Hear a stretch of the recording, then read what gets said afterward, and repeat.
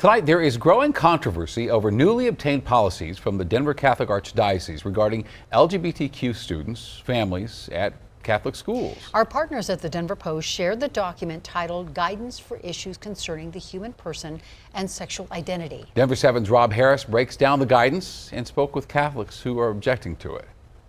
This guidance from the Archdiocese of Denver contains 17 pages worth of policies on the matter. And it says the quote, "The spread of gender ideology presents a danger to the faith of Christians." But the Catholic I talked to today begs to differ. Let's come together around people who are suffering in whatever way that is and love them into wholeness.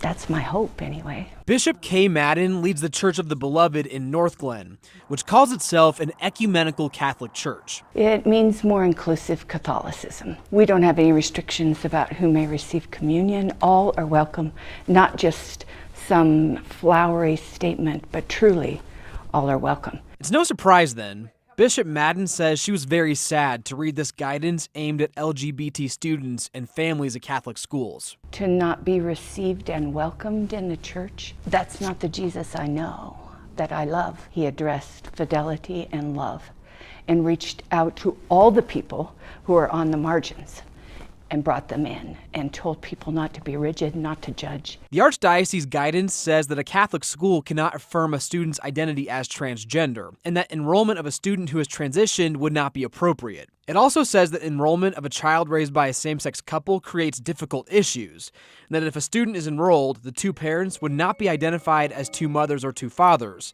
and their involvement in the school would be limited. The document does state that LGBT students and families must be treated with charity, and that bullying towards the students should not be tolerated. But Bishop Madden says she wants to see a much broader sense of love and community. Inclusivity is important, and we are all beloved of God. And Jesus, again, never, ever judged and ostracized anybody.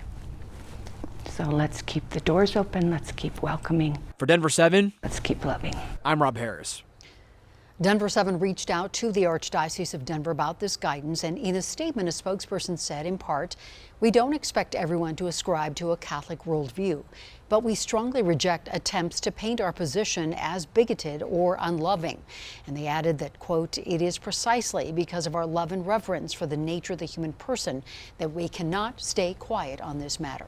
Going deeper here tonight, the letter from the Archdiocese also outlines other things that should be banned at Catholic schools. Those include any LGBTQ clubs like Gay Straight Alliance. Also, same-sex couples cannot attend events like dances together as couples. And even if two same-sex students want to go to an event as friends, well, faculty members are instructed make the students buy individual tickets. If staff members decide to transition or begin a same-sex relationship, the Archdiocese said schools should consider firing them based on grounds that they are not upholding Catholic moral teachings. And let's give you a different perspective now. There is one church in Denver that is working to create a more welcoming space for LGBTQ members and their families.